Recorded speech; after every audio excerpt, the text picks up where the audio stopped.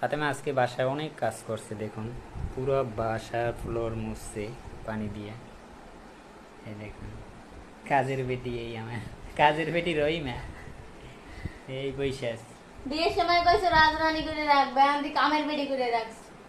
সারাদিন খালি কাজ আর কাজ বাস।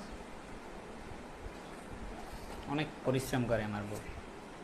অত দরদ দেয়া লাগবে না, একটু যদি দরদ দেয় তাহলে কাজেই হেল্প করো। কাজে এতক্ষণ কম হেল্প করছিল মানে? আর কোন কিছু করছো? দেখুন কিভাবে নিরেহের মতো তাকাই আছে। তোমার মুখের দিক তাকাইলে আমার মায়া লাগে, বুঝছো? হ্যাঁ, দরদ উঠলে উঠলেই পড়ে খালি। তো আজকে কি রান্না করছে? আমার তো খুব ক্ষুধা লাগছে, কিছু বুঝছো? রান্না করিনি। তো দেখি আজকে কি রান্না করছি। ওয়াও, এসে ডাল দিয়ে কচুরলতি ভুনা করছে।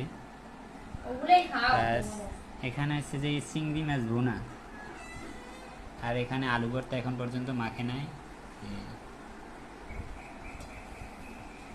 এই ফাতেমা, তোমার রান্না দেখে আমার খুব ক্ষুধা পাইছে, বুঝছো? কোনো কাজ তো করে না, খালি বসে বসে এগুলো করে বাসায়।